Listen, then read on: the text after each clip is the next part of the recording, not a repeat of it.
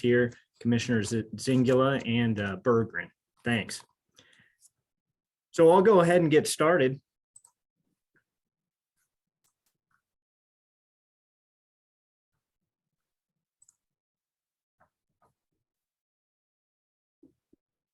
Here's the general outline for our talk today. We're going to go ahead and go through some introductory slides, have a district overview, project updates.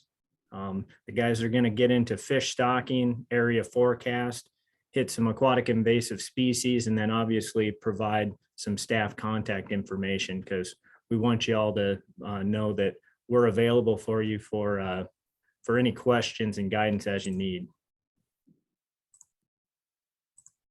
I'm going to flip through a few slides here because these are a little bit extra. So new for 2023, I just want to point this out. There's not a lot new for regulation wise in the Northwest District, but it's always good to pick up a new fishing guide for the year. The fishing guide not only shows regulations for individual water bodies, but it has a lot of other additional information about our public areas, including what fish species are present, those special regulations, boating regulations, and that sort of thing. And it provides a lot of information, good to have in your boat and your tackle box when you're going out.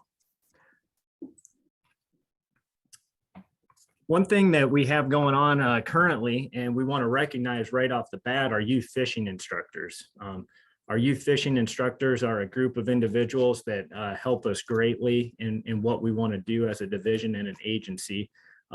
They help out with a lot of different programs. Larry Pape, our aquatic education specialist, puts on, including outdoor expos, community fishing events with schools and other youth programs. And these folks that are youth fishing instructors, we couldn't do it without their support and their help. And so we're seeking more of these folks to get certified, learn about our process, and be part of our team to help do these things in your respective areas of the state. We got a number of events that are coming up. If you're interested at all, and even if you can't make one of these events, get in touch with Larry at that email below, and he can individually talk with you or get you in touch with somebody in your local area to talk you through the process and see if it's right for you. But we'd really love to have you if you can.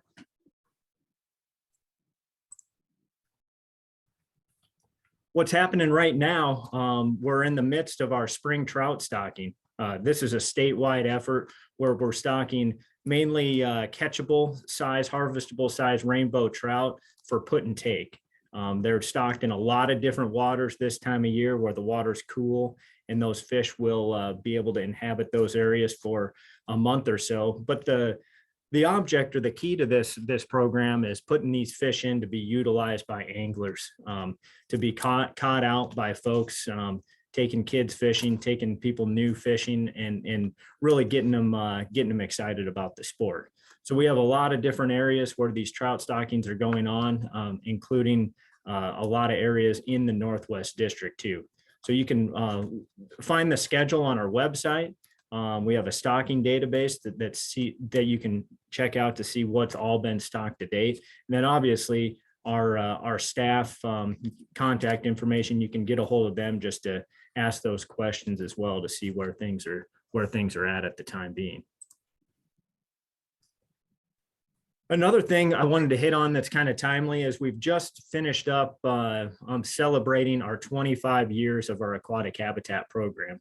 Last year, 2022, marked that anniversary where we implemented this program 25 years ago to benefit the aquatic resources and the anglers of the state. Angler dollars were put into this for a lot of different things, including strictly aquatic habitat, angler access, and different projects like that to really make fishing better. I won't go into the details because we've produced a video with our communications team that tells a little bit more about it and has some video to go along with it that tells the story pretty well. So I'll go ahead and play that right now.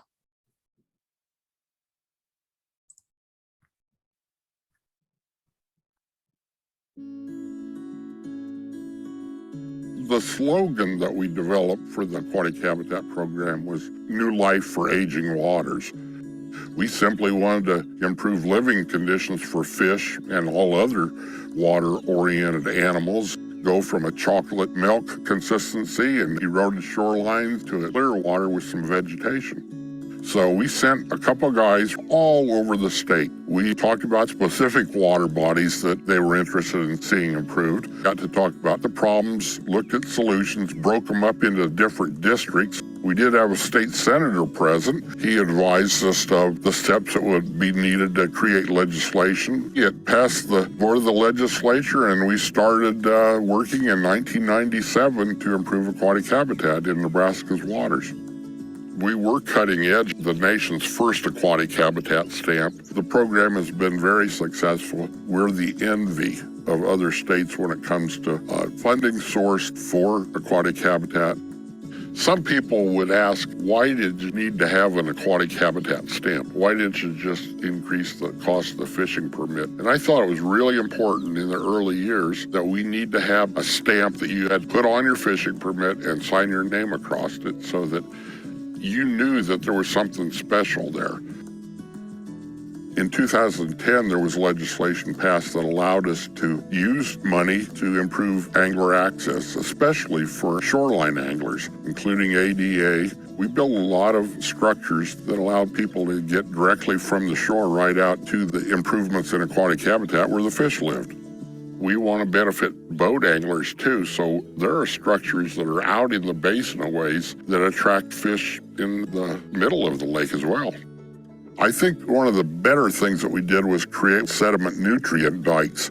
We put a dike above the reservoir so that the water coming in would lose its energy and settle the silt out above the dike, which could be removed every few years. The things that we did to lakes benefited more than fish. All different kinds of birds and animals benefited from lakes that, quite frankly, were more like a natural lake and less like a man-made lake. I think everybody likes clean water. Whether you fish or not, people just enjoy getting on water that looks good. We've had so many partners, hundreds of different organizations, cities, counties. A lot of people have contributed to this. It's pretty impressive when you see the spots on the map because nobody across Nebraska can say, well, they're not spending any money in my area. We've broadened the time between renovations, but with the inflows of floodwater and silt, I doubt that there'll ever be a time when we would be able to say, well, we're done. I think it is time to celebrate, hold the program up where it belongs as one of the most innovative in the country, contributed to by a whole lot of people, and I can't be any prouder of it.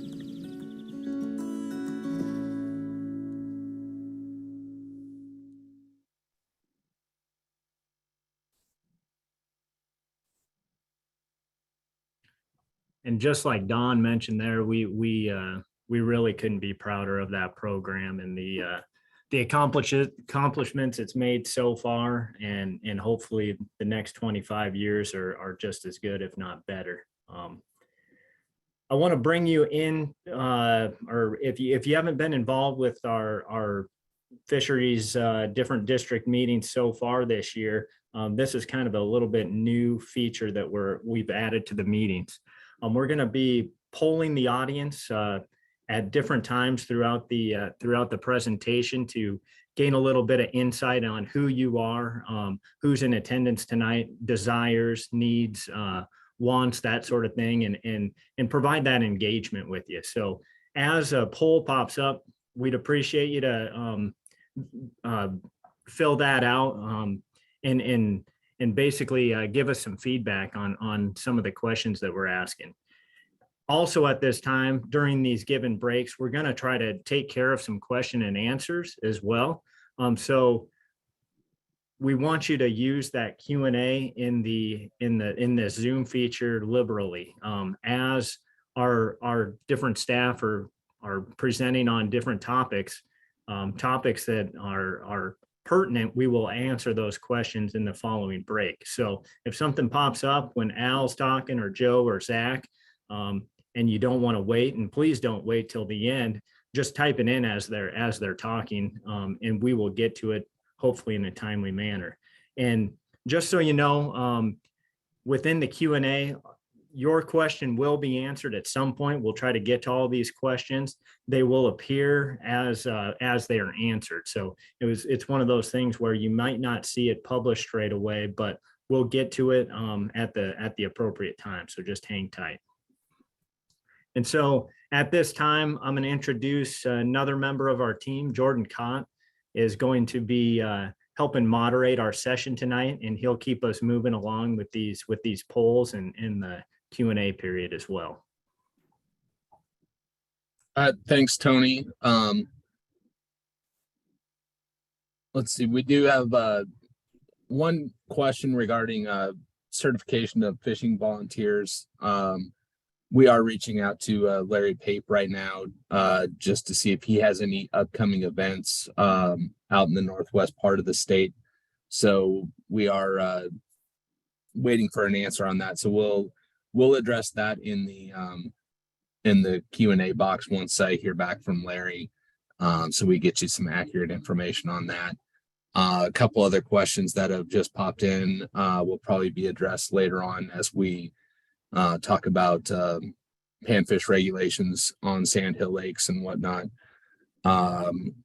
Looks like most people have voted in the poll, so let's go ahead and close that, and we'll share those results, and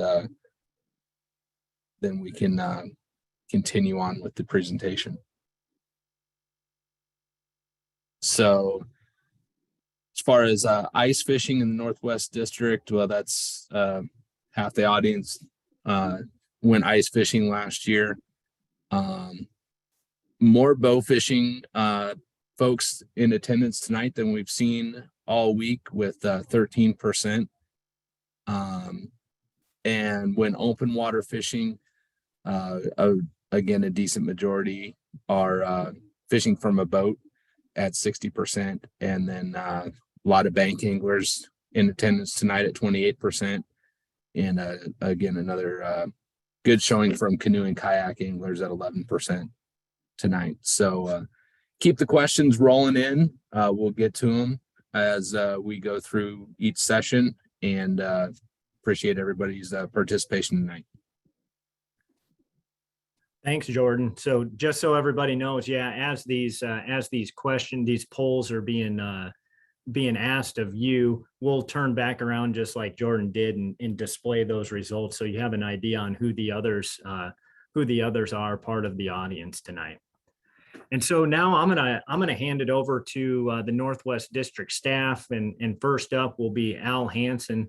Al's a veteran Game and Parks employee out in the Alliance area. He's got a lot of institutional knowledge of the area and has been conducting fisheries management out there for years. So he'll put together, and he's put together a really good presentation, a lot of information for you, and hope you enjoy it. Here. Thanks, Tony. Yeah, as the slide shows here, this is the Northwest District. Go down one here. There you go. There you go. Anyway, our Northwest District is fairly large. I think we comprise about 33% of the state, and we only have about 4.6% of the population, as the slide shows. Got 78 water bodies, a lot of sandhill lakes, most of them in the state. Few irrigation reservoirs, sand pits, small ponds. North Platte River has some of our sand pits areas, and we also have most all the trout streams in the state. So we're supported by 3 fisheries biologists and staff, and my main support is Zach Bashirs and Joe Rydell. They're basically all the support, plus the Valentine Hatchery at Derek Strock and Logan Gankins. Between sharing work with them and our wildlife division, we cover a lot of area and get a lot done out here. So anyway, it's a very diverse district. We enjoy it, and it has a lot of challenges getting around with weather and also getting in and out of some of our water bodies. We can talk a little bit about some of the state's aquatic invasive species in Nebraska.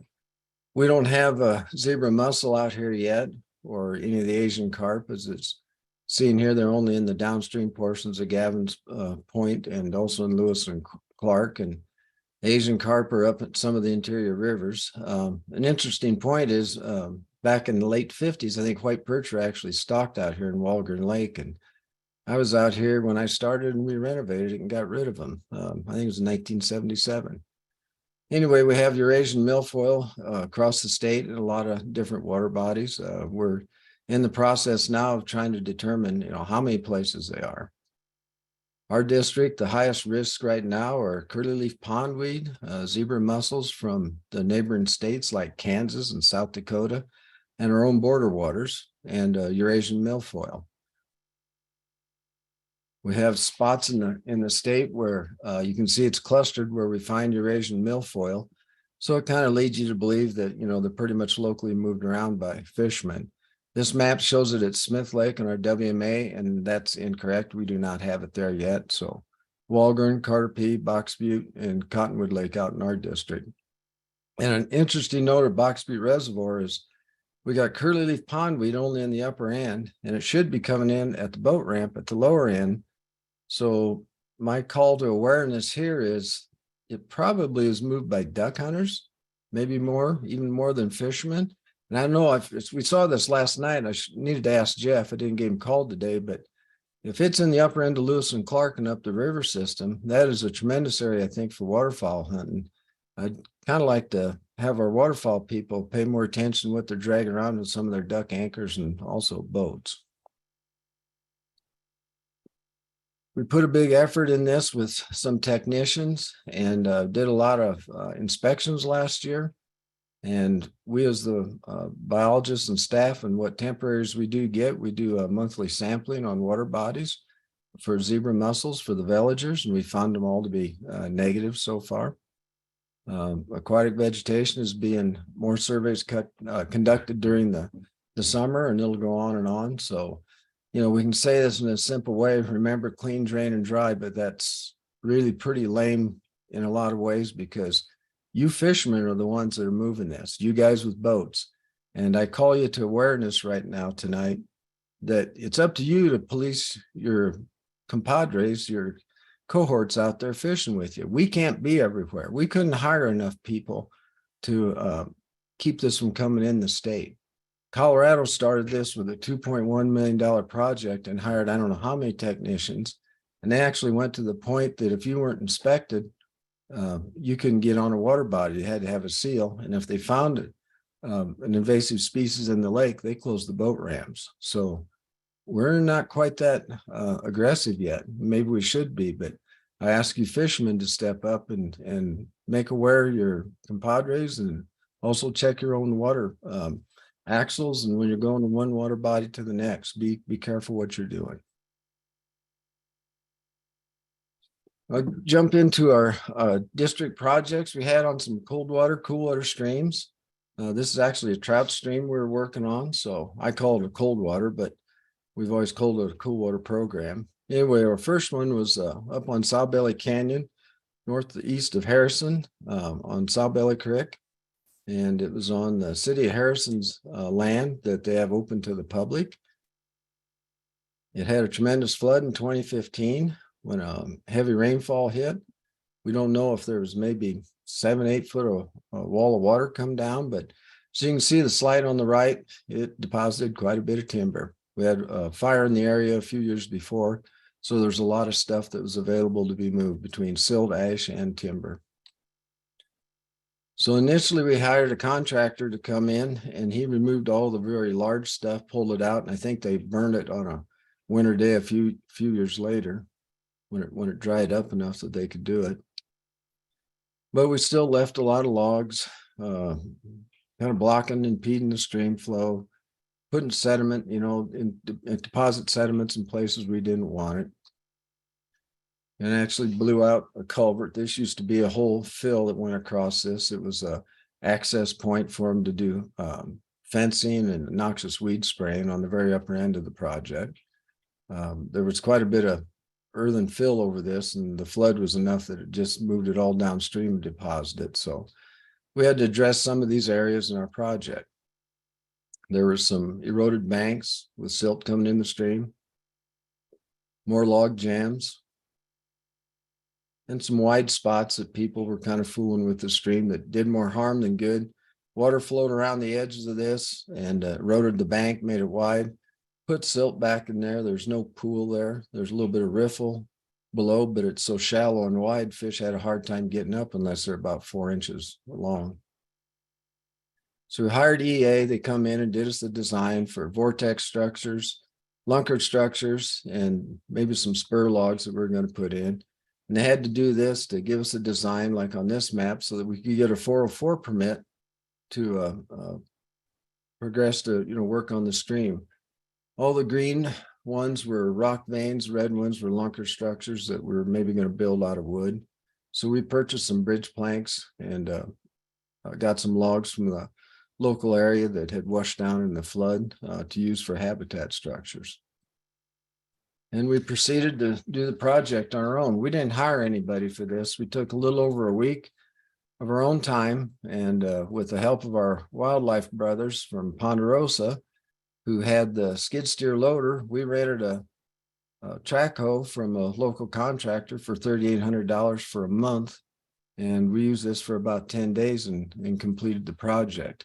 We were able to haul all the rock with the skid steer, move dirt, drive posts. We had attachments for it for drilling post holes, and they had the trailers to haul the equipment and dump trailers to haul the rock that you can see there on the left. We had to have one big semi come with limestone from the Hot Springs area. So we had to buy one big load, which was pretty reasonable. Other than that, we hauled all the rest ourselves. So here's where we started at the upper end of the project where the culvert blew out. And rather than fill this with dirt again and have it blow out again, we decided to leave the culvert in place because it was kind of healed into the bank.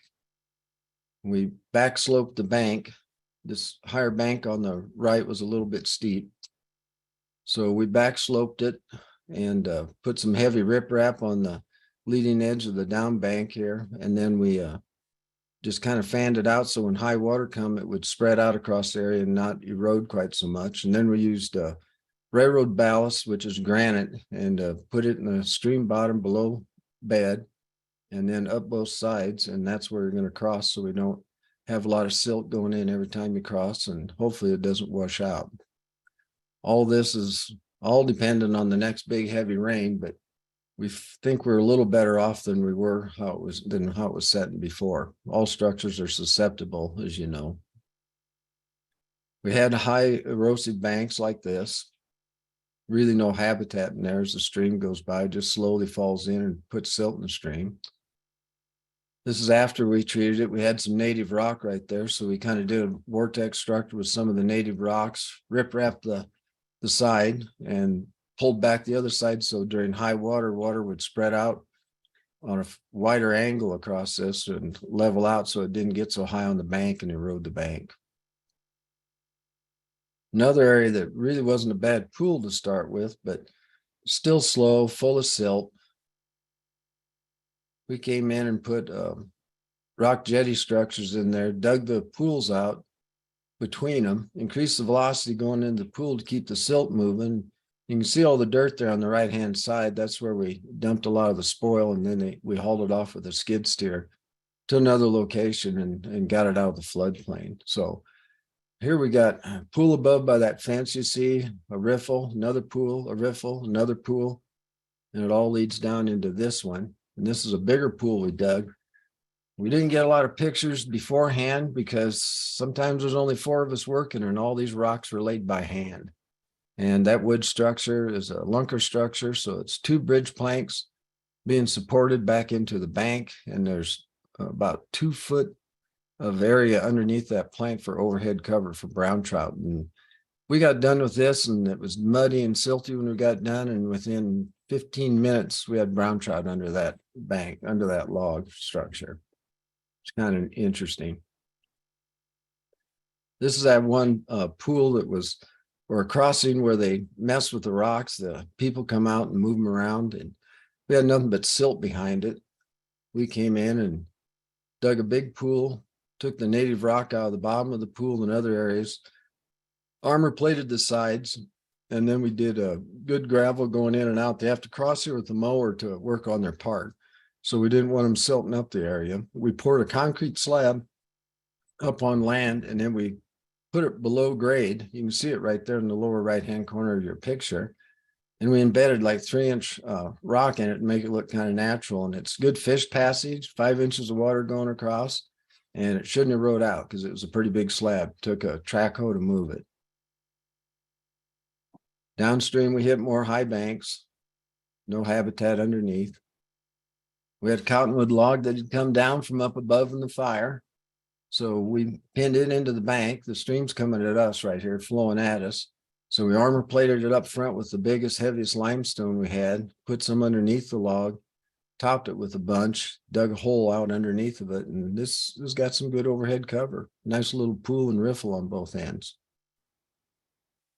Another area wide, shallow, a little silty, moving slow.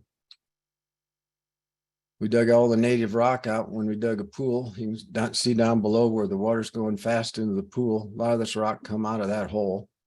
And we just put it up on the sides, and it's angled more than you see in the picture. So when floodwater hits, it'll shoot the water back into the pool and hopefully keep that pool down below clean.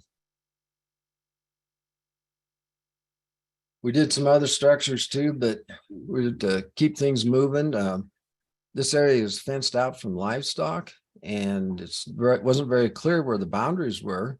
So we got all the boundaries marked, refenced it in the interior, and we put these crow's feet in so that people can pass to and fro through the park and to the fishing area without having to crawl over a barbed wire fence.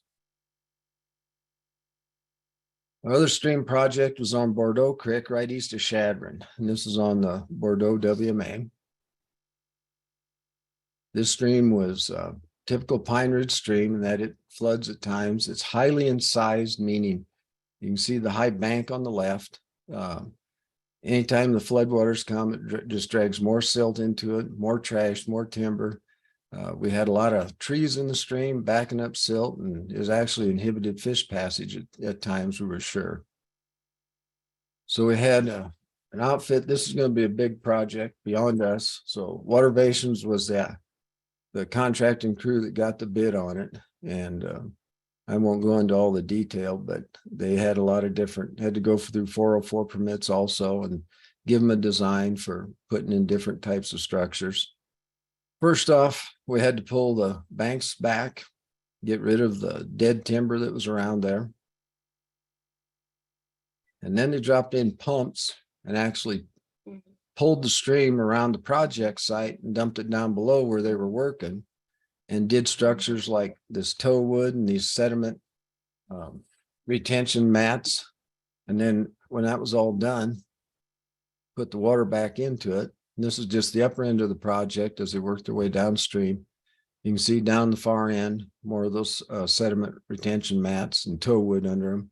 One on the left, one here, right here in the lower left of the picture too.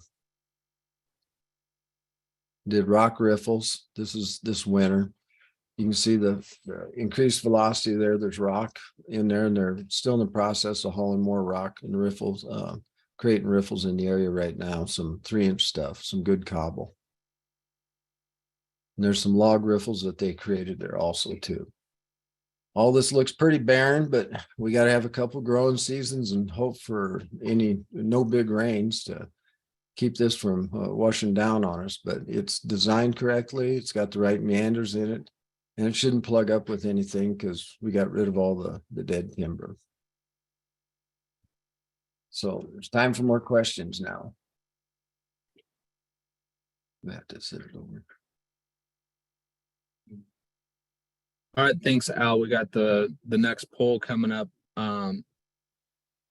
We did get a few notes coming in that the slides weren't advancing on some computers out there. We think it might just be individuals' internet connections out there, as we're on several different spaces throughout the state here as well. And it seems to be working on everybody's connections for us. So hopefully if your internet connection catches up, hopefully it'll the slides will advance for you. If not, let us know and we'll see what we can try to do on our end. As far as questions pertinent to what you just talked about, not a whole lot right now. I'm still waiting to hear back on volunteer certification. We'll I guess another one that just came in, how much public access is there on those renovated streams? Yes, your question. Oh, what was it? What was the question? Yeah. How much public access is there on those stream projects that you just talked about? 100% on the area, all of Coffee Park. There's more than a half mile, linearly, you know, but stream wise, there's probably more than that, but it's well marked. That's all public access. Bordeaux is totally public access. It's one of our wildlife management areas. All right. Thanks, Al.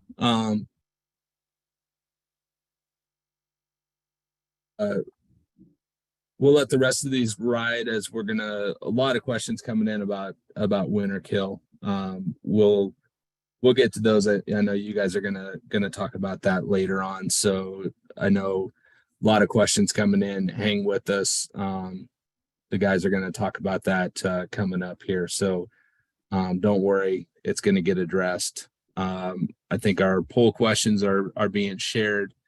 So were you aware of the locations and names of the AIS that were present in Northwest Nebraska prior to what Al just shared? Quite a bit were 49%. 40% were aware of some, but not all. And then a pretty small percentage weren't aware at all. So that's good that quite a few people were aware of at least some and all of them. Do you ever fish more than one water body in a given day? 56% yes.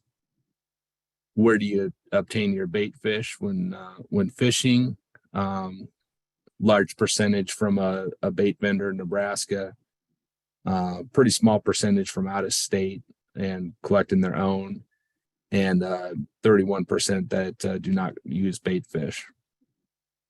And then the last one, how often do you fish streams in the Northwest District? Last year, 49% didn't, and then 37% less than 5 days, and then decent percentage 5 to 20 days, so 12% fishing streams out there at a pretty decent amount.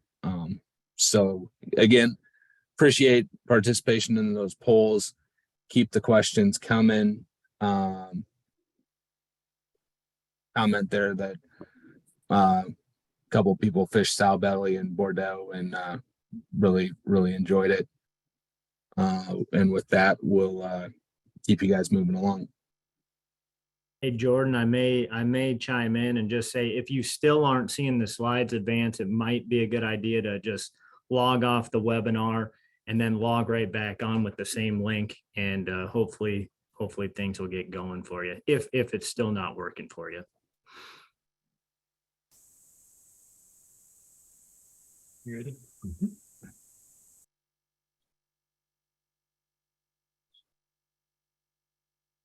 That's good. Ours are advancing at least.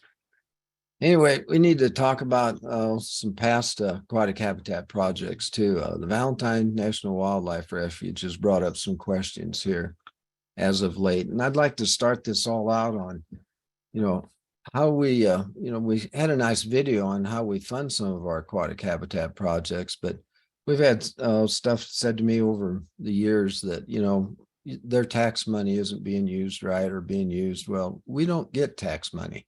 If you don't buy a fishing license, we don't have any income. All our revenue comes from a fishing license and revenues off of fishing equipment. So if you don't buy a license, I guess we don't work for you. So, and a lot of people benefit from what we do. A lot of bird watching, a lot of duck hunters, mainly duck hunters. So anyway, I just thought I'd bring that up right now. Anyway, we started back in '08 when our district sizes got increased. And we took on the Valentine Refuge, and it took us a few years to kind of get settled in and get a lot of surveys done and see where we're standing on that whole thing. And it was kind of a carp mess. They'd been led into a lot of water bodies over the years, and it'd been a long time since they had been renovated and set back, I think since the early '80s, and it was kind of time to do it again. So we drew up a plan and sat down and took a look at how the water flows out of there. You can see all these red arrows that West Long was free of carp, Duck and Rice were free of carp, but Pelican had carp, Whitewater had carp, and it's not open to fishing. Dewey had carp, Hackberry had carp, Watts had carp. So where we wanted to start on this was to keep them from ever coming back in the refuge if we ever get lucky enough to get them off. So right down there at Willow Lake, that last red arrow on the right is where it flows off the refuge, and we put a massive structure there that they can't get through. So we started there, and everywhere one of those arrows goes between a lake, we put a fish structure to kind of help control fish passage. And then we're going to start on renovations when it come time. So we did Watts first, and we got it cleaned out. There was no carp left in it after we got done. We had to hire a contractor to do the screen work, and this took a period of 2 years. And we had some different designs. We had a little trouble with screens, but we got them to run on solar power, and they worked very well. We had the first test ones between Pony Lake and 21 and Center Lake down on the southeast side of the refuge, where it's not open to any fishing. But we got carp beating their head against the screen trying to get into Pony, and I think we renovated that way before '08, and it hasn't had carp back in it since. So our screen design looked good, so we proceeded with the project. The contractor come out, had to dig a lot of ditches to get the right drop between water bodies, and we started putting in screens and doing a little bit of ditch work. So like I said, we renovated Watts in 2015, Pelican in 2018, Hackberry in 2021.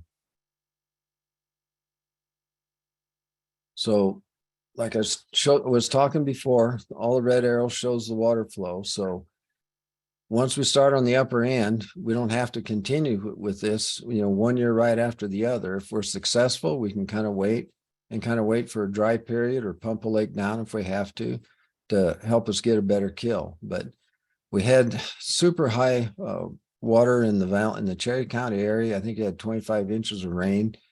And was flowing everywhere, and we tried to do Pelican, and we weren't very successful in Pelican. We got Watts, but we didn't get it all done at Pelican.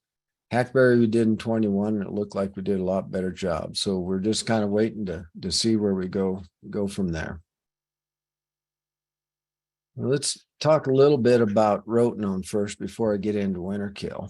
Rotenone is a toxicant, you can call it that. We use it. It's a ground root from the Dare species that's been used in South America and Asia for years by the local people to stun or kill fish so that they could have them for human consumption. And this has been going on. That's how we found out. Someone found out about it years ago.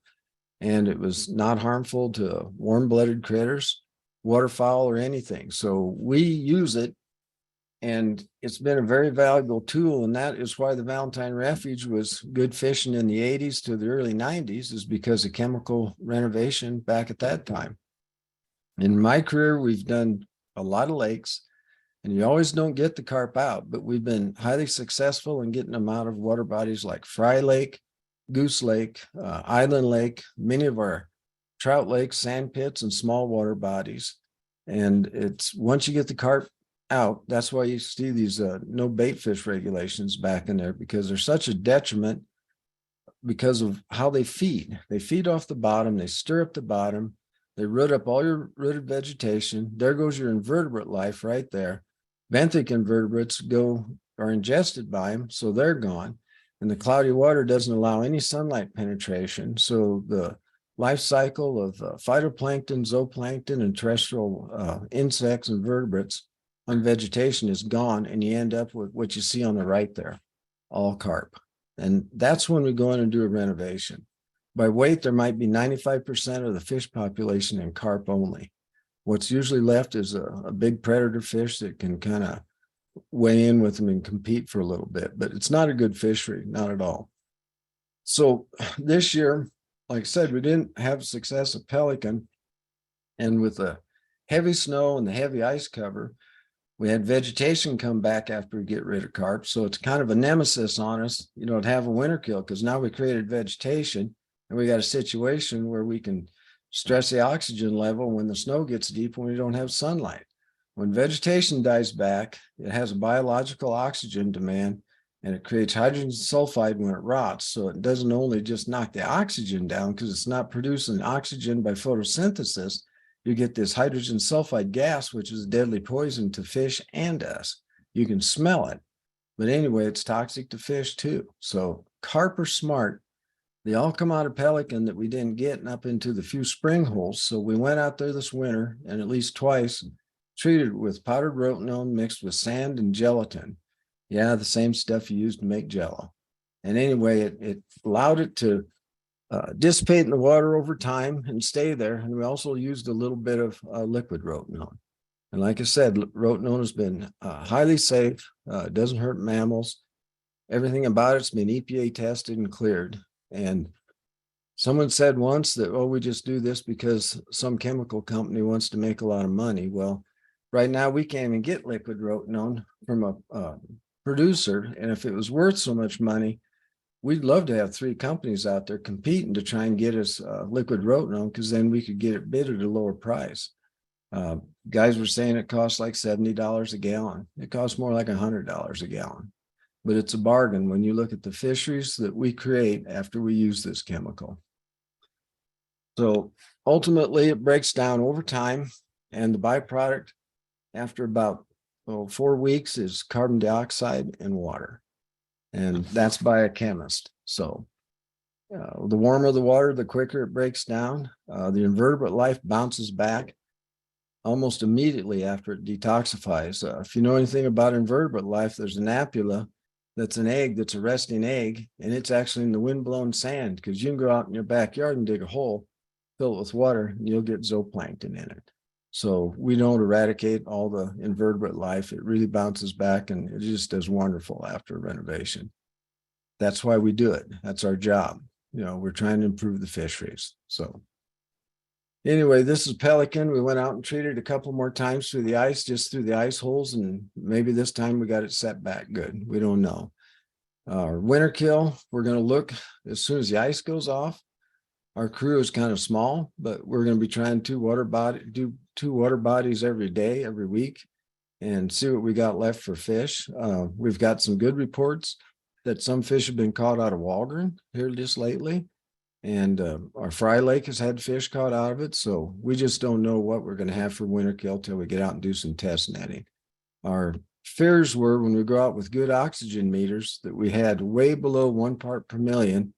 And I have seen in my career, bass and bluegill lost totally at under 1 part per million. And we were getting 0.6, 0.8, 0.7 in a lot of water bodies. So we just don't know yet till we get out there. So as far as an update, stay tuned. We'll know more in 4 to 5 weeks.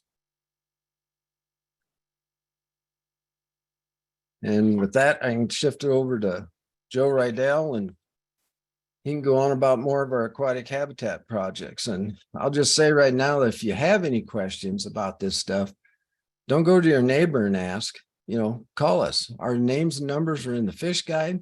And at the end of this whole program, we got all our phone numbers out there. We answer, our own cell phones, and we answer at work all the time. We're in here usually in the morning, we're usually gone all week. But yeah, if you got a question, ask. That's the way to find out the truth of what's going on and why we do things, Don't talk to your neighbor, talk to us. Here's Joe.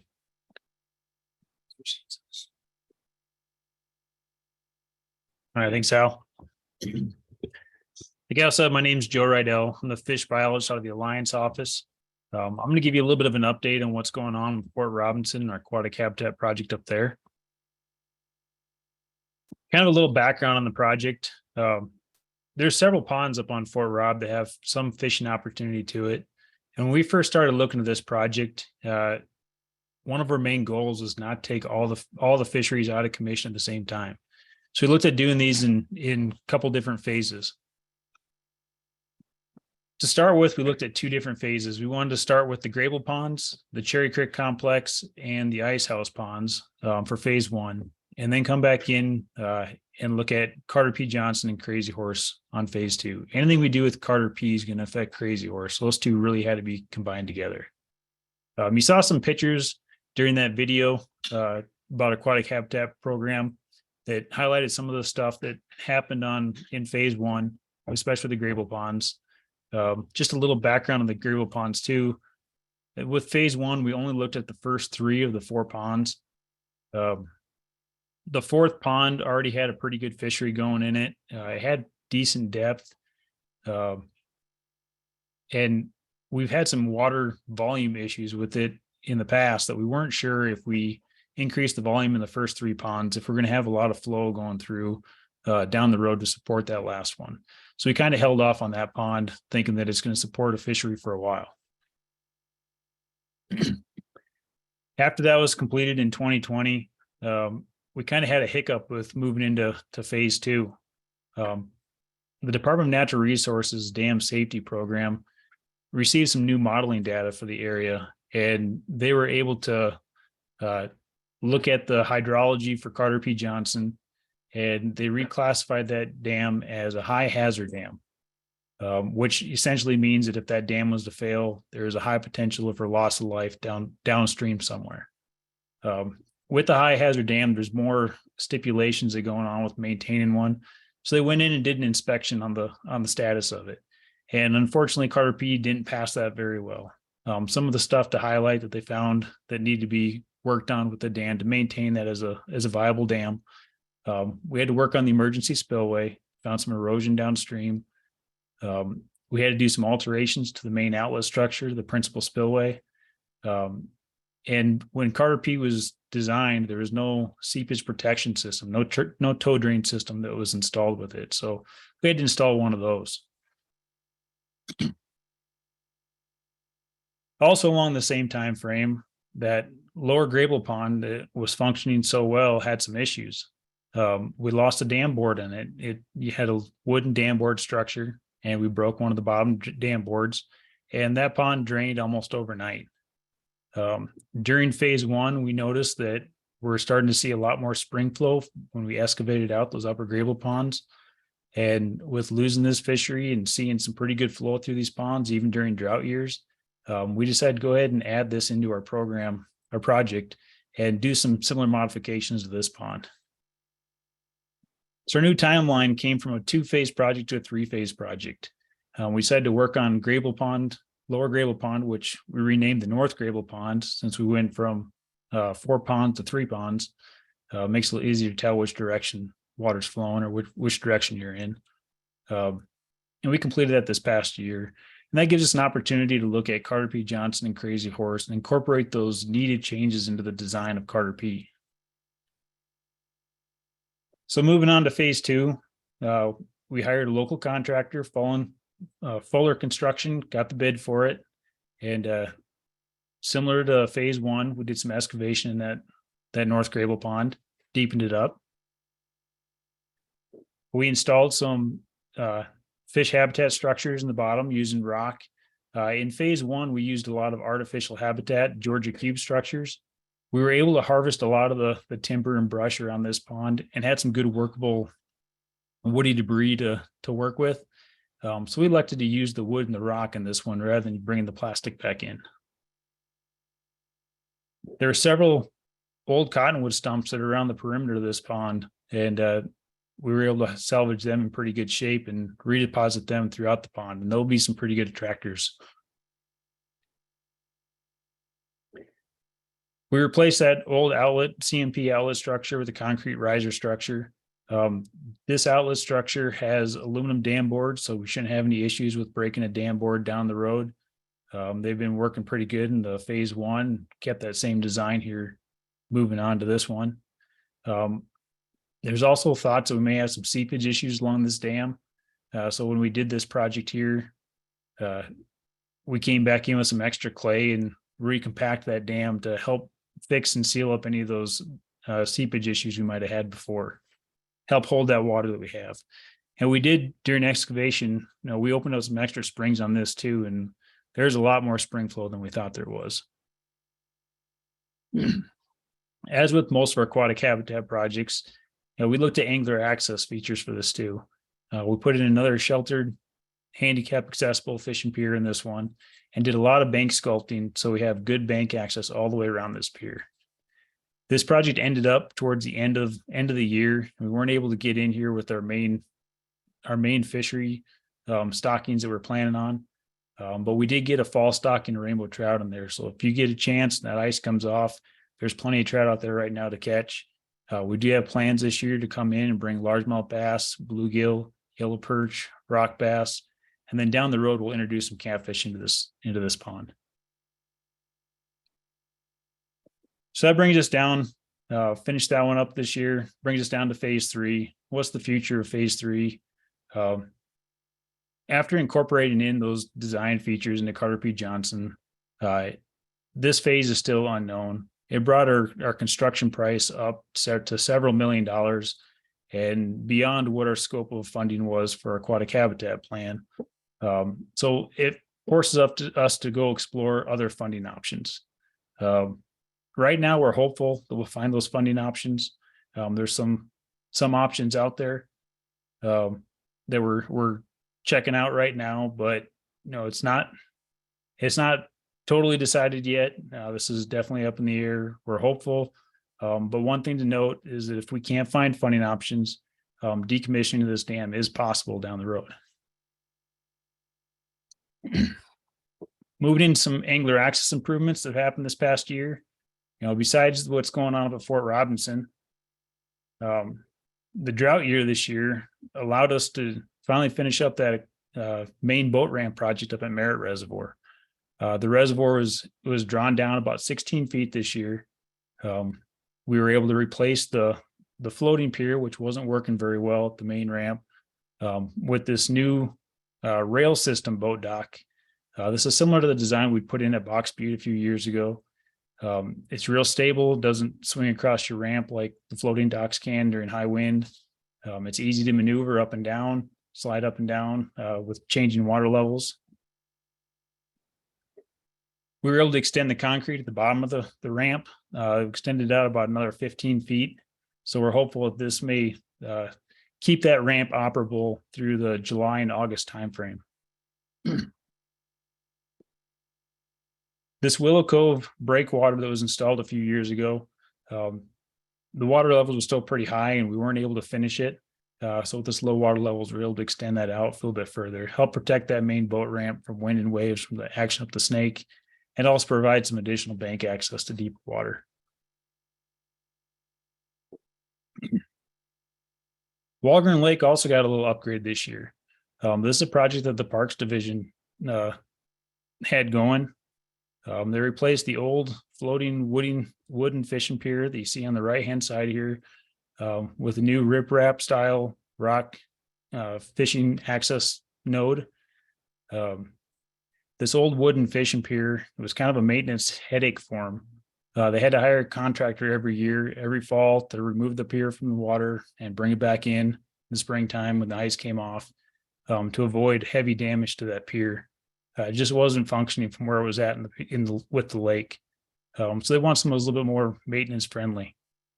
When we look at angler access structures, we recognize there's a lot of bank anglers out here in Nebraska, Western Nebraska, and we don't have a lot of, besides our small city ponds and state park ponds, angler access is kind of limiting a lot of our bigger lakes with the vegetation we have in the sand hills, especially lakes like Walgren Lake here.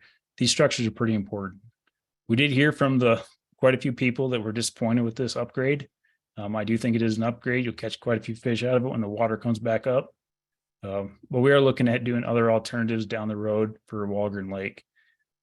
As the next poll comes up, we're going to be asking you a little bit about what kinds of structures you guys like. What do you like to fish out from? Do you like the old wooden style, like here on the right? Maybe with a roll-in type option, Do you like these rock structures like the jetties at Merritt, like this one here at Walgren?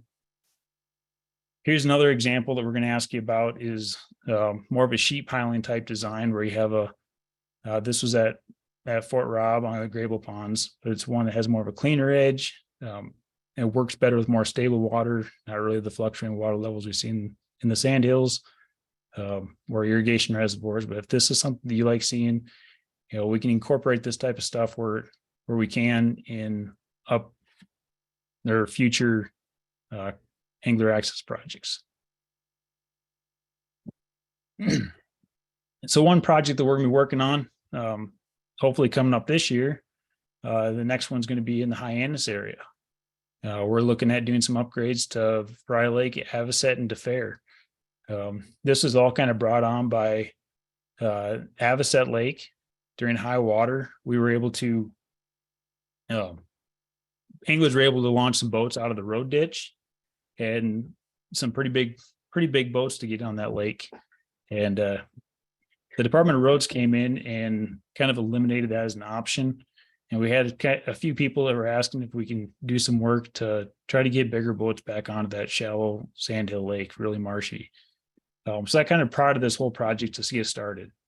We looked at the area. We identified 3 different lakes that could all use some upgrades.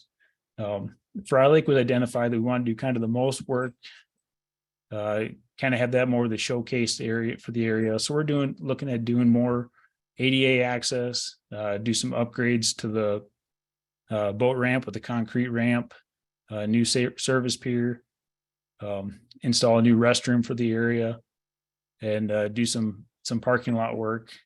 And then with Sandhill Lakes and talking about our limited bank access, we want to put in a breakwater jetty system out there to get some bank access to that area that really has none.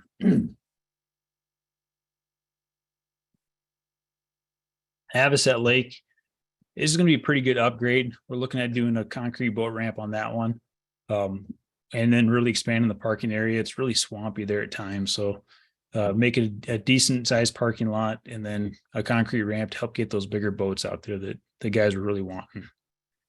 We also know that there's a lot of people that don't have access to a big boat. They still want to fish these waters. They don't want to be overrun by a bunch of big boats around. So we looked at DeFair Lake, which is a good lake south of Hyannis, and we wanted to keep that one more of as a primitive lake. So rather than doing a big concrete ramp, we're looking at more of a primitive boat ramp on that one. It'll be just a rock ramp and a channel getting out to deeper water. It'll help out both hunters, duck hunters trying to get on the area, as well as fishermen, and give us a chance to get in and do better survey work on that as well. So I'm looking forward to that as an upgrade. Looking at funding wise, right now in the drought conditions, DeFair is really, really low. We're kind of pushing to try to do DeFair first to give us a chance to work in the dry and not work out in the mucky water. It's going to cheapen it up. So we'll be working on DeFair first and then moving into Avocet and Fry after that. So, but there's been a lot of discussion in our office, future projects coming up with other Sandhill lakes. We're kind of curious with questions coming up. Where do you guys like seeing, future angler access projects? But with that, we'll move on to the next set of questions.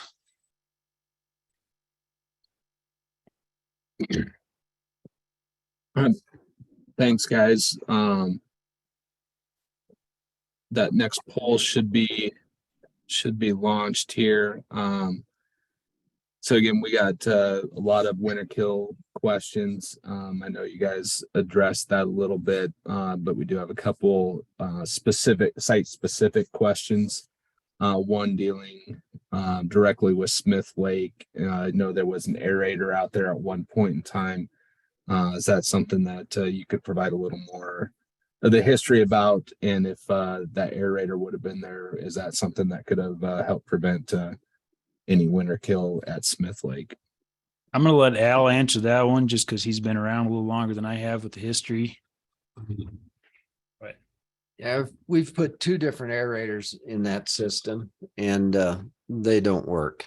You'd have to keep more than half the lake open and we just can't do that. And I've taken the oxygen meter out there when we're having a hard winter, and it actually winter killed one year when we had it running. I was under a part per million in the air hole, and I was about the same, like 7/10, a quarter mile away. So no, it's just not a feasible thing. And we also had the question, like, why don't we go out there and remove the snow off all of it? And that's just not feasible. You can't, you just can't haul that much off, and it's on ice. I mean, might not even be safe.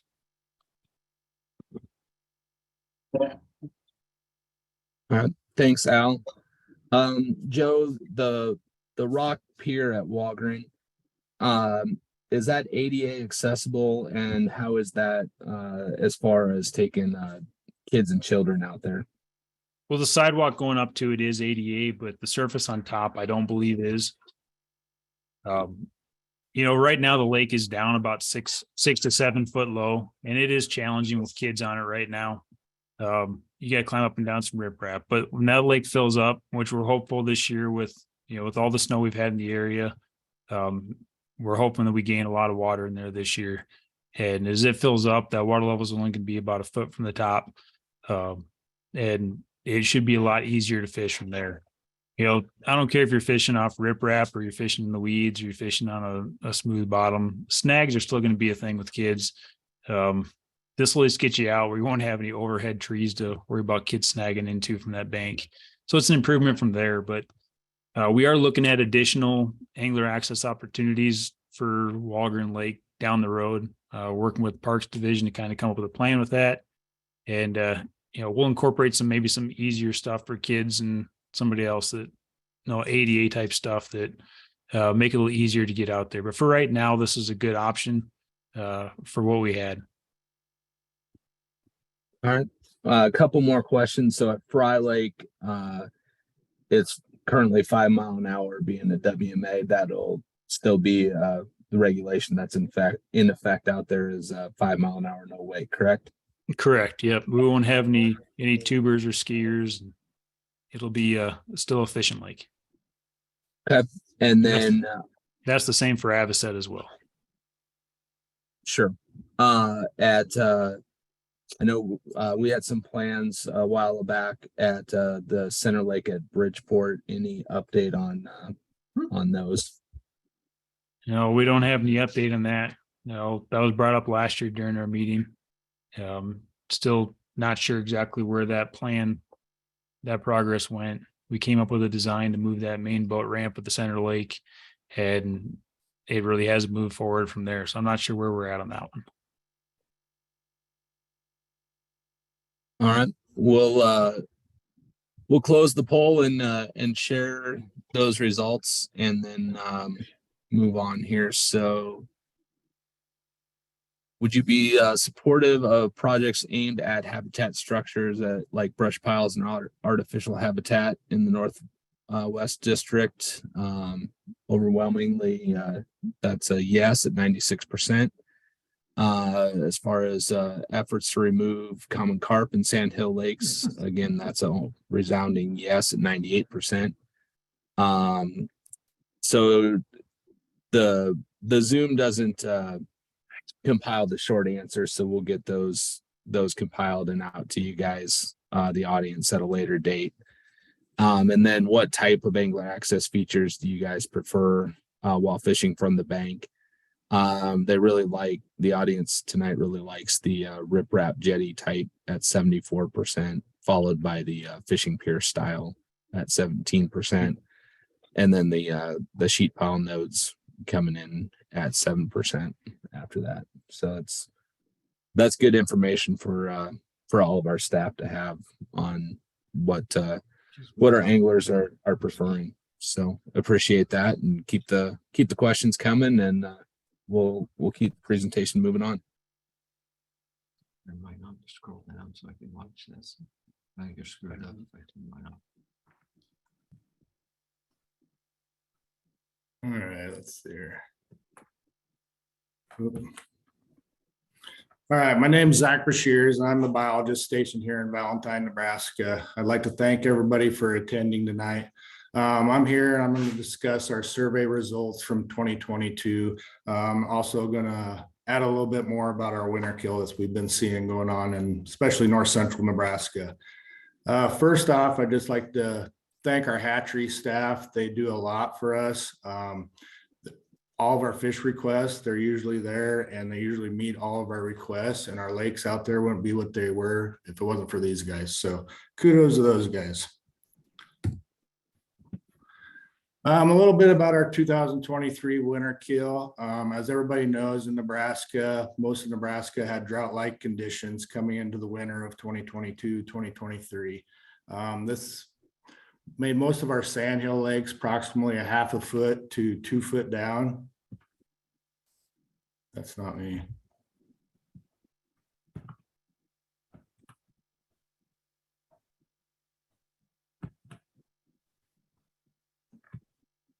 Sorry about that.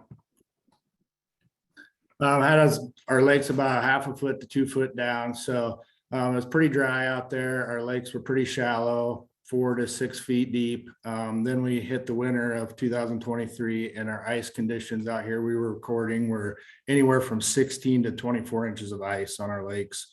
We heard reports of more, and then the Valentine area had a little over 5 feet of snow. All this just led up to a good chance of winter kill on some of our lakes. Like Al said, we won't know till we get out there this spring and sample them. But we did get out there and take some dissolved oxygen readings on the lakes.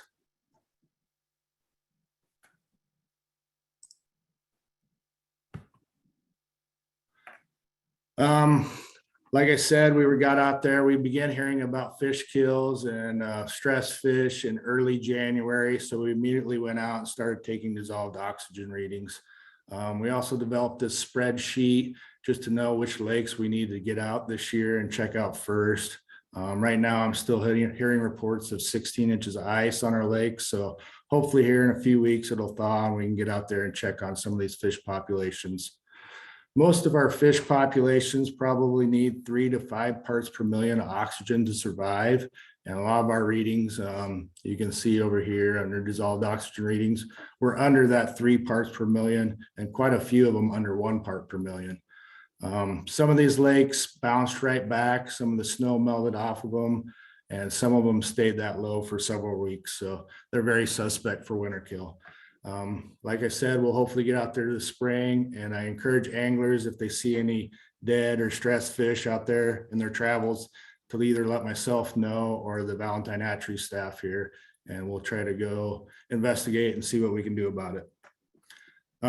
Also on this spreadsheet, I saw a question earlier, whether we were going to be able to stock these lakes back. We've already been working with hatchery staff out of North Platte, Valentine, Calamus, wherever, and plans are to stock each of these lakes back this year, depending on what we find, with yellow perch, bluegill, largemouth bass, and northern pike.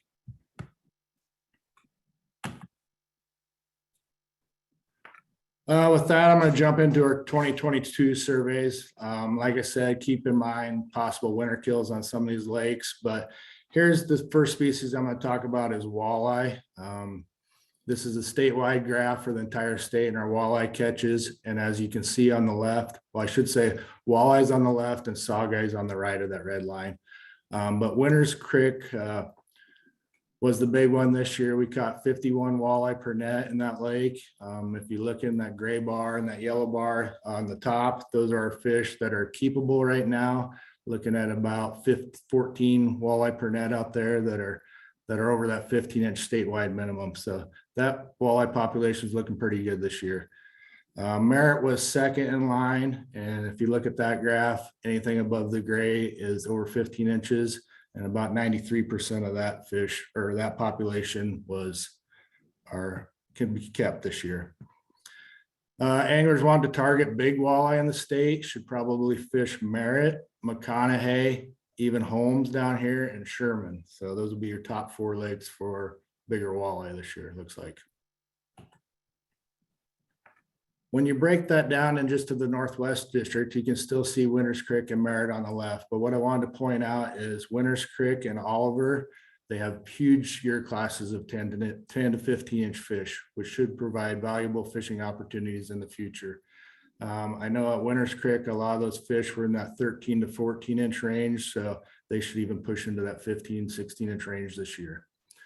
And then on the right side of the graph, we have big alkali with our saugeye catch at 23 fish per net. And you can see a big proportion of that's over 15 inches. So should be providing some pretty good opportunities there this summer, spring and summer. Channel catfish, we have channel catfish populations clear across the state of Nebraska. You can see on the graph, our top three were Conestoga, Branched Oak, and Holmes, which are all in eastern Nebraska. But when you break it down to the Northwest District, Minutair was not too far behind, catching 19 catfish per net. Pretty good size structure there with a lot of fish in that 16 to 24 inch category. For our trophy anglers or catfish tournament anglers, probably should look at fishing Box Butte or Merritt. A lot of the population's made up of fish over 24 inches. So some pretty quality catfish in those two lakes.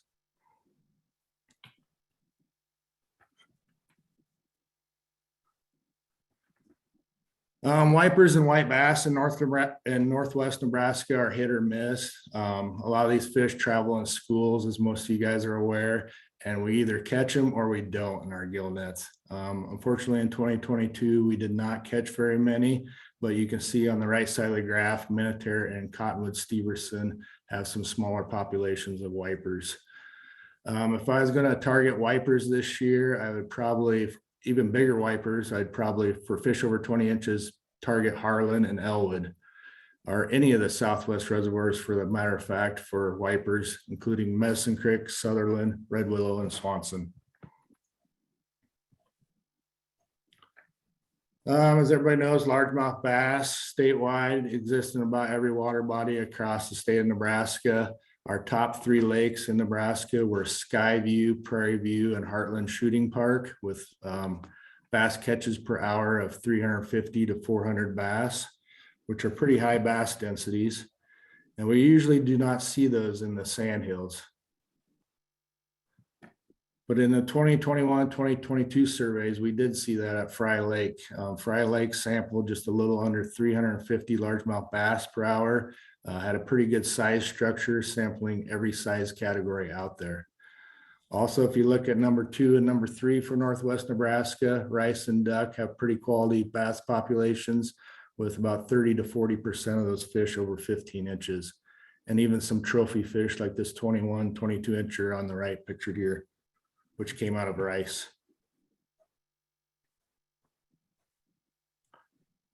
Most of the state's northern pike populations are in northwestern Nebraska. And as you can see from the graph in 2022, Pelican had the highest catch rate for northern pike, catching 15.5 pike per net. A big proportion of that population is made up of fish from 21 to 28 inches in length. Like Al said, we're interested in winter kill. We're usually out there right now sampling these pike and perch populations and spawning pike. But due to ice, we're put on hold right now. Box Butte came in second last year with about 6 fish per net, and it's been a very popular ice fishing destination this winter for anglers wanting to target northern pike. Bluegill are like largemouth bass. They exist in a lot of our water bodies across the state. The top 3 for bluegill over 8 inches were Conestoga, Killdeer, and Jenny Newman, which are all in eastern Nebraska. And our sandhill lakes, they usually don't have an overabundance of bluegill, or not as abundant bluegill populations as eastern Nebraska, but we do grow some quality bluegill out here. Our sandhill lakes are pretty productive, and we can grow fish to 8 inches relatively quickly. Our top lake last year was Crane Lake, sampling 38 bluegill per net. As you can see from the graph, most of those fish were under 8 inches. But we did, however, have Island catching 28 fish per net, and 75% of those bluegill in Island Lake, which is located on the Crescent Refuge, were over 8 inches in length. And looking at those graphs, Watts and West Long also have pretty good bluegill populations, which are on the Valentine Refuge. Statewide crappie, the Northwest was the leader with Whitney lake out here by Shadron, sampling a little over 200 crappie per trap net. You can see a big proportion of these fish are in the 10 to 12 inch range. So should provide some pretty valuable angling opportunities this spring, hopefully. And Pioneer Trails and Wellfleet rounded out the top three. When you break it down to the Northwest District, I just wanted to bring this graph up. Crane Lake, which is located on the Crescent Refuge, is looking really good at this time, or was last spring. We had large recruitment of smaller crappie under 8 inches. You can see we caught about 80 per net. And another notable crappie fishery in the Northwest Nebraska is this Home Valley with this blue bar here. There's not a lot of crappie in there, but some very quality crappie, even over the 14-inch mark. As some of our anglers are aware that fished there this winter. A lot of people in Nebraska come to Northwest Nebraska in search of yellow perch populations. In 2022, you can see Crane Lake led the pack with a little over 450 per net, but most of these fish are under 10 inches. So hopefully we're not seeing some winter kill there, and these fish will contribute to the population in the future. When you take Crane Lake out of that graph, Island Lake, also on the Crescent National Wildlife Refuge, has a pretty good perch population, sampling about 28, 29 perch per net. And you see quite a few of those fish were in that 10 to 12 inch range, and also fish over 12 inches. West Long was where the largest perch was sampled this year on the Valentine Refuge, and was this fish pictured on the right, a little over 13 inches.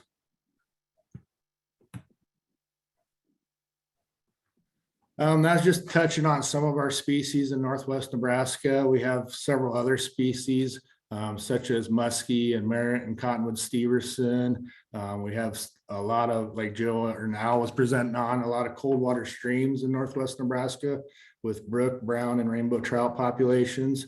And we also get questions on even fish from bullheads to carp, and anglers wanting to target those. So we really want to put it out there to reach out to us anytime, and we'll try to lead you in the right direction. Some of these lakes, we only get sampled every 3 to 5 years. And some of them we get to every year. So if you don't see your lake on the list, try to give us a call, and we'll go back and look at the past data and try to lead you in the right direction. We're here for you guys. And so give us a call or stop in anytime. And these are our contact information. Al presented earlier. He's the supervisor out of Alliance. Joe's the biologist out of Alliance, and I'm stationed here in Valentine. So I think we're going to take some questions and polls now, and we'll leave this hopefully up if we can, Tony, for a little bit. Yeah, thanks, Zach.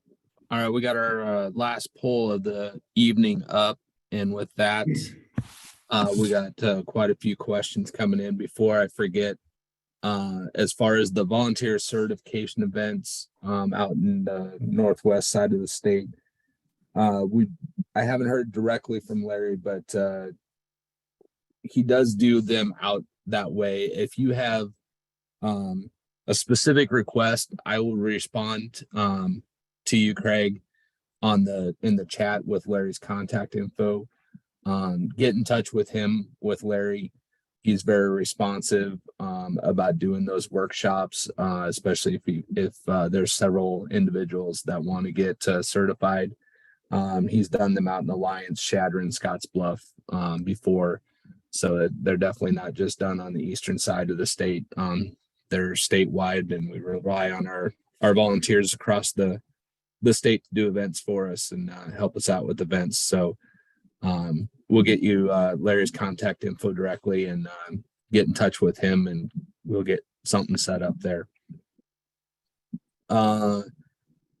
So we'll get to questions directly related to the fishing forecast. One of the first ones had to do with how the fishing is at Lake Minnetonka. I'll let whoever from the Northwest staff that wants to comment on that go ahead and chime in.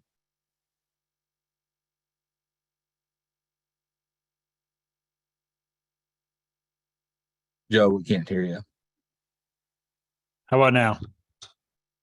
There you go. All right. And so I'll chime in on that one. Lake Minotaire's walleye population has kind of been down the last few years. We've been struggling to get a decent year class off. We did see a little bit of a bump back this year with some recruitment. Still trying to get a handle on it. The population has some decent sized fish in it. More walleyes over that 20-inch mark than we've seen in years past. Not all just little 14 to 15 inches in there right now. So maybe not looking for big numbers on walleyes in there again this year, but a chance of getting some better fish than we've seen in the past. As shown in a couple of those graphs, our catfish population is doing really well out there. And we've had some good reports of some yellow perch caught out of there that are in that 12 to 14 inch range through this winter, and had a few show up in our fall survey out there.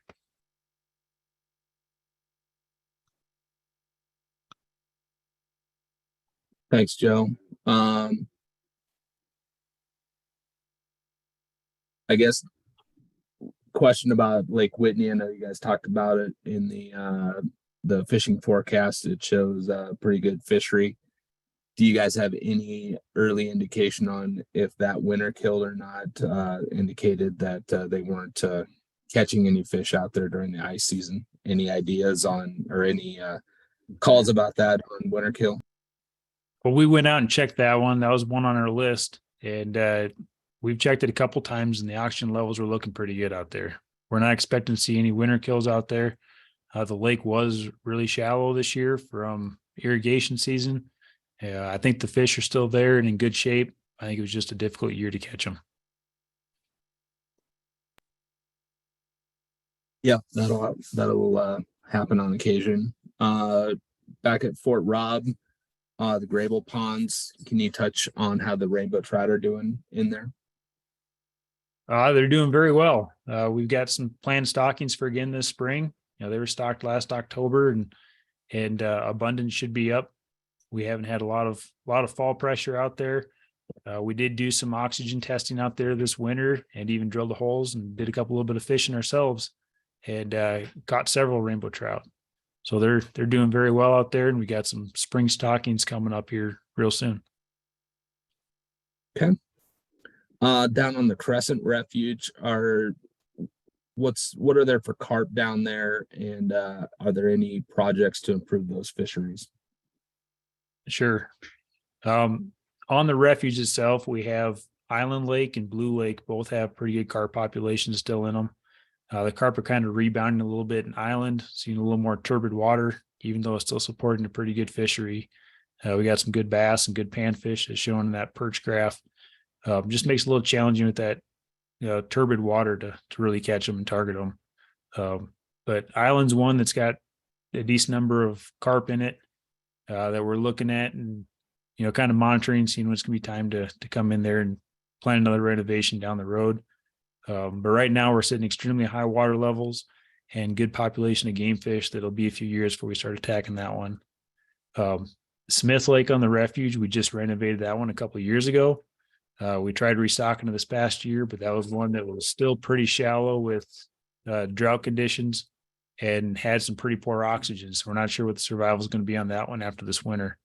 But so far we had good water clarity and pretty confident we get that one cleaned out of carp.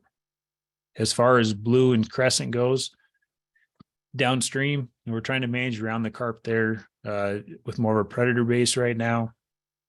If we can get that Smith Lake drainage cleaned out, get some and keep it cleaned out down through the area, it might give us an opportunity if the fishery goes downhill, to look at those ones in the future.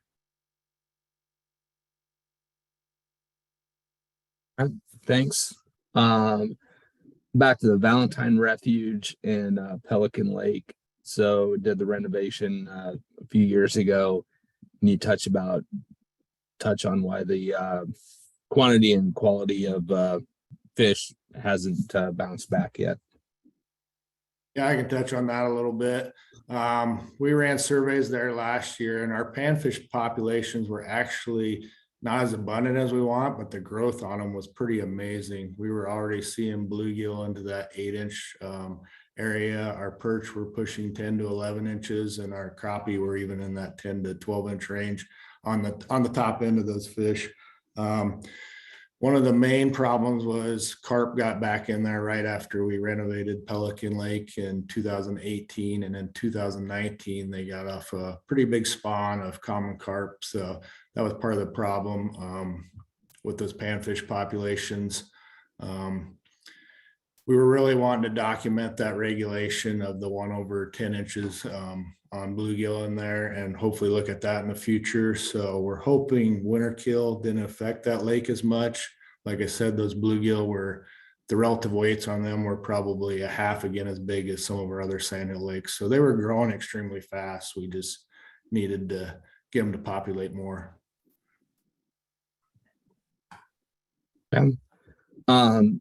Zach, another one for you. What about Rat and Beaver Lake? How's the fishing down there? Rat and Beaver is a different lake. That's another lake Al didn't mention. We renovated it in 2014, has been carp free ever since. It was pretty sterile environment down there, just sand bottom. Finally, we're starting to see our vegetation come back. We have a pretty big bass population in there, and we've been stocking perch and bluegill and crappie, trying to get those panfish populations going. The water's crystal clear. You can see the bottom in approximately 8 to 10 foot of water everywhere you go. So I think our bass numbers are having a toll on our panfish populations there. We're going to work on that in the future. We also have some bird depredation. A lot of cormorants and pelicans like to hit that lake, and since it's crystal clear, and fish for smaller fish. Thanks. Back up to Minutair.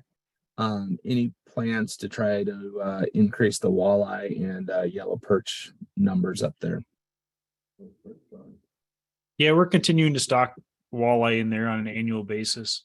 Looking at past stocking rates, we've mixed around between fry stockings and fingerling stockings. We've looked at doing both stockings in the same year. We did that last year with a fry stocking, and then came back in with a fingerling stocking. It's kind of hit or miss. It's all over the board. So we're just continue our stocking program. This year we got a fingerling stocking going in there. Going to give that a whirl. That's kind of been our most consistent. Not really changing much. It's worked in the past. Not sure why we're having issues right now. Water levels are really low right now. We've had some of our best year classes when the lake has been really drawn down too. It's hard to tell what exactly is going on to that system, but we're trying. We're still maintaining it. As far as yellow perch being down on predator population in there, the perch are actually doing fairly well.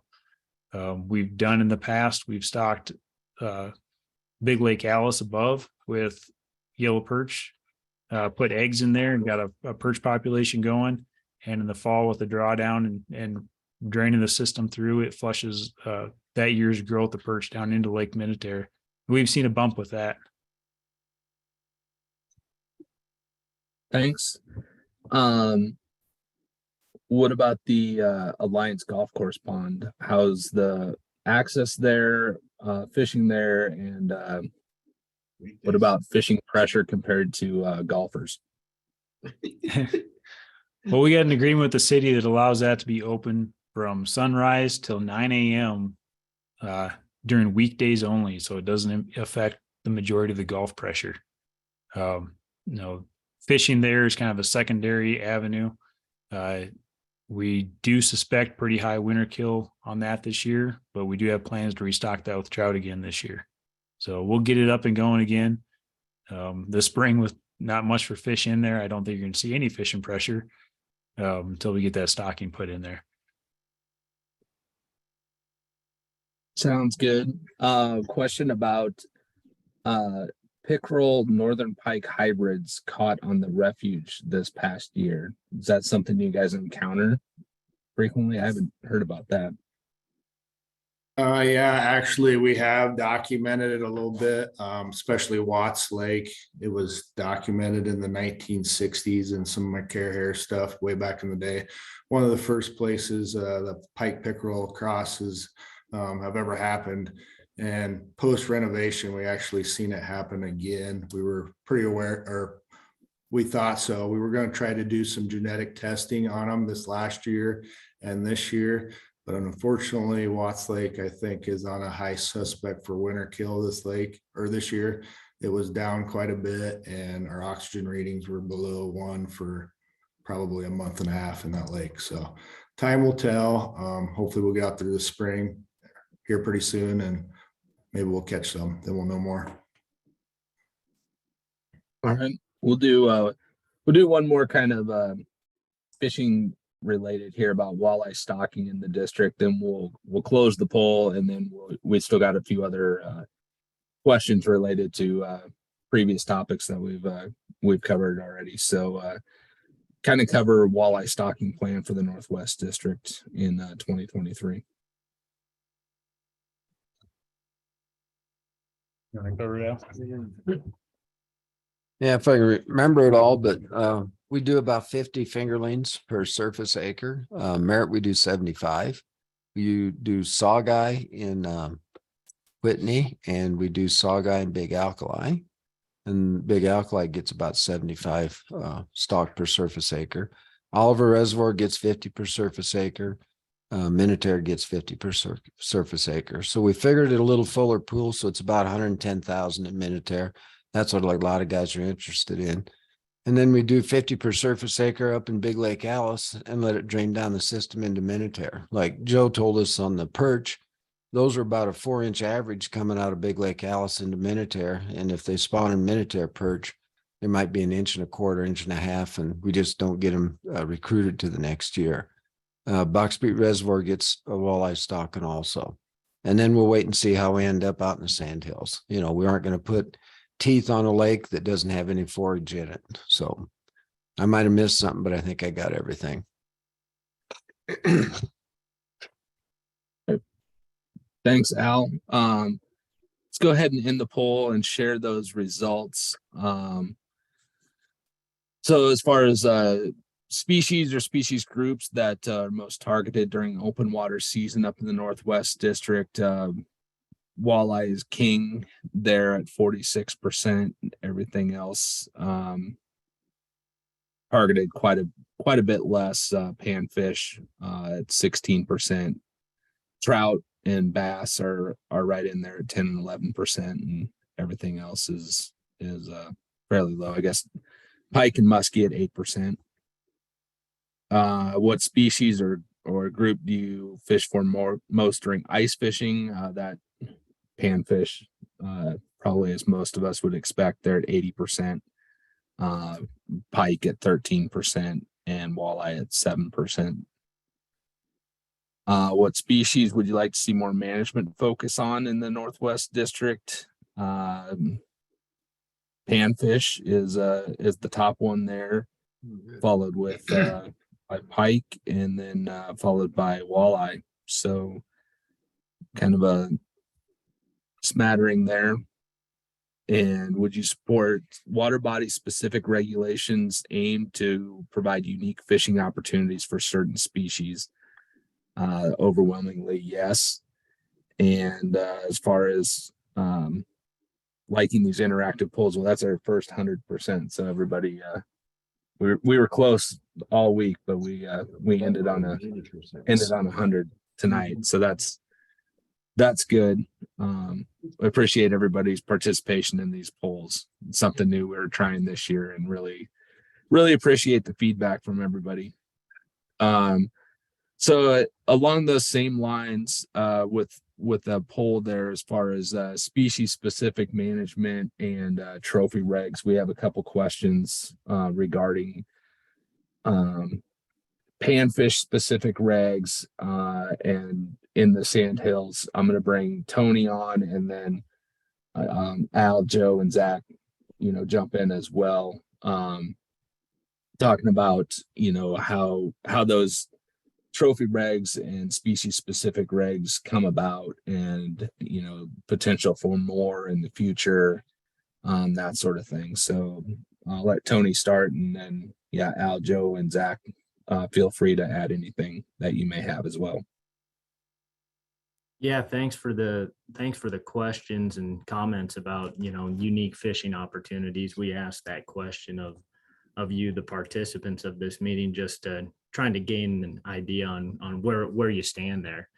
And obviously this crowd, we have to acknowledge, you that hang on for a couple hours during a fisheries information meeting are the avid group. You're invested in this, in fishing and are really enthused about it. And we appreciate your comments. We do have a lot of our angling public constituency that also doesn't attend these meetings, our leisure anglers that make up a large portion too. And, showing the results of those polls also shows the diversity of an angler, anglers on the landscape, just as far as what species they target. We didn't have any questions harvest oriented tonight, but we had in a few other polls that show we're kind of all over the place as far as the diversity of anglers. So we need to take that into account when we are balancing our fisheries resources for everyone. But that being said, we're always looking at these potentials. Where our trophy growth, where is growth potential there for trophy fish? Where is social acceptance of a specific regulation to be put into place? And we'll continue to look at those types of things and try to be innovative in that stance. As mentioned in one of the questions that people really like the regulation that we put on Pelican out there for some potential bluegill trophy management. And then also most recently at one of our water bodies in Omaha for looking at trophy management for some panfish there. So we aren't done there yet by any means. And as we continue to have these interactions with you all, this is important feedback that we get. And so we'll continue to look at those opportunities in the future.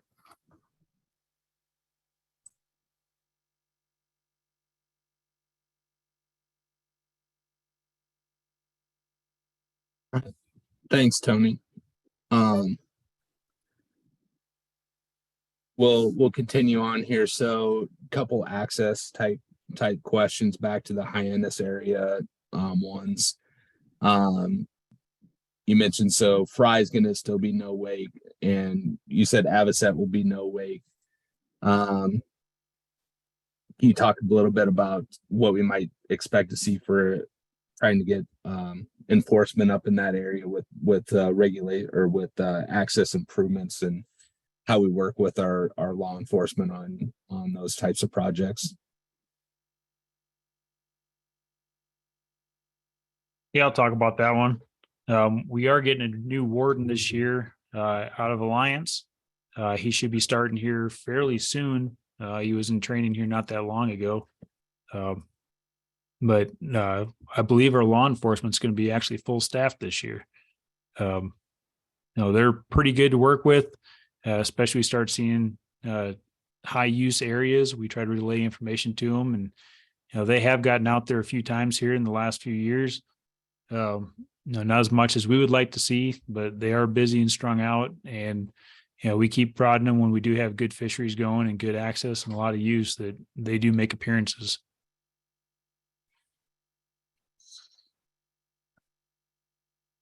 Very good. Can you talk about the access to Round Lake? No. Private. Round Lake's a private lake. We don't have any agreement or anything with them for access. You gotta go through the private landowners to access and get on those ones. That's good information to get out. And then is there any planned fixes to the boat ramp and or the dock at Minutair before spring use picks up out there?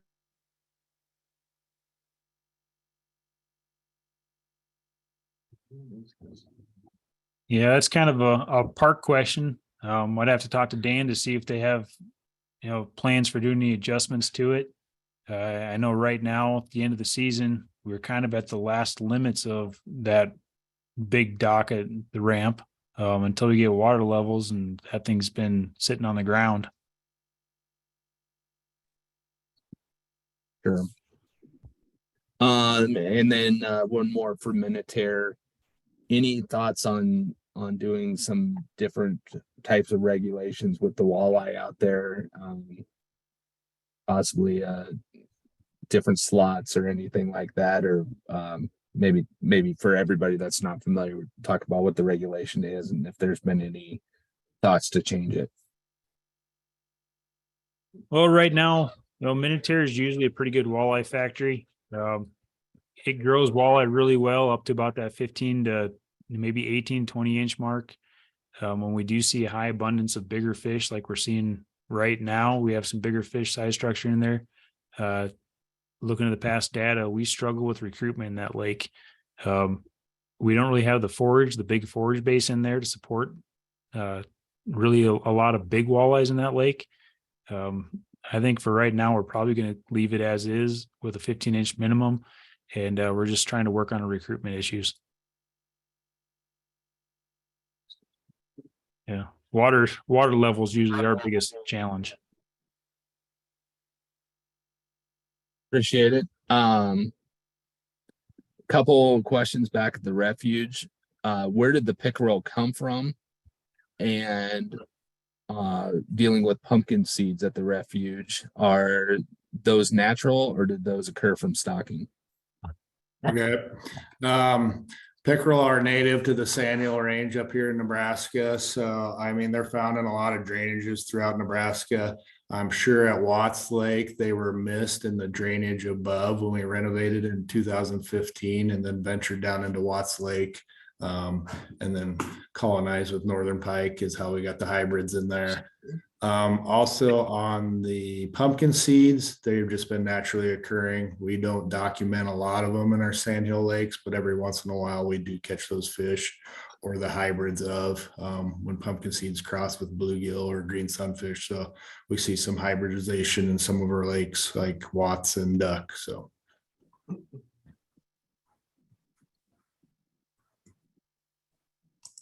All right. And the last question we got here is dealing with Whitney and asking if there's a chance to get a jetty to protect the ramp out there.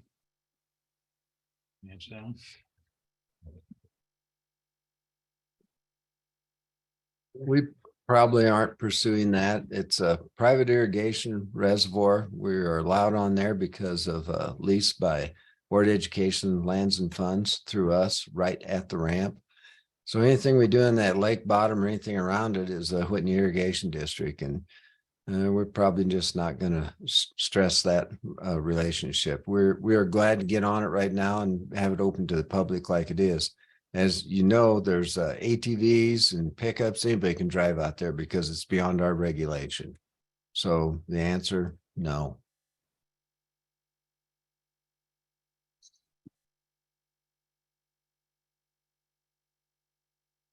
All right. That wraps up all of our questions. We did have one concerned the citizen from the Great Plains Fisheries Worker Association out there, Al, that had some concerns about your wardrobe, but we'll address that after the meeting. So appreciate everybody's participation tonight. Thanks for coming out. Again, we greatly appreciate the participation in the polls, questions, and Northwest staff. So we'll let Northwest District make any last comments, and Tony will take us out. Well, I appreciate everybody coming out, giving the input. I really like this poll system. Gives us a chance to communicate back and forth and kind of ask some direct questions to see what our constituents are doing. I think it's something we should probably continue in the future. Yeah, I think the virtual platform that we've been doing now addresses way more people than when we went out to the public. And this is well managed. And like I said before, if you have any questions, give us a call here at the office. We talk to people all the time. The people that know enough to call here, get their answers and get their questions answered. So, and we can get predictions, through the year because we're out doing surveys all the time too. So yeah, we welcome your calls. A lot of times we aren't here though, because we are field staff and there's really only 3 of us. So appreciate you listening in tonight, and hope we don't have too much loss of fish, and we'll be working at getting everything back for you.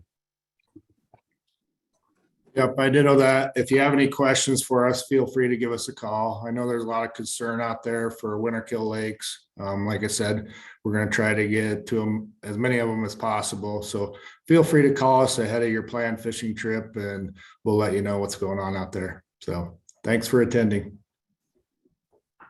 I can't do much more else than echo those comments. As you can see, our staff here is as passionate as anyone, as matches the passion of you as the anglers, and want fishing opportunities in this region to be as best as they can be, and they're working hard at it. So anyway, we appreciate the engagement. It was really good. I appreciate everybody sticking on. Thanks for the support of our commissioners and other division staff out there. And yeah, let's not make it a whole year again before seeing you. Give us a call and let us know what you got for questions. So thanks again.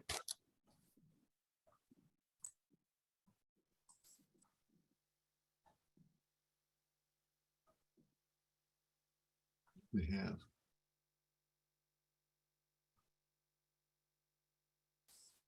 Yeah, we're done. Hard to tell, we're doing- Yeah, they're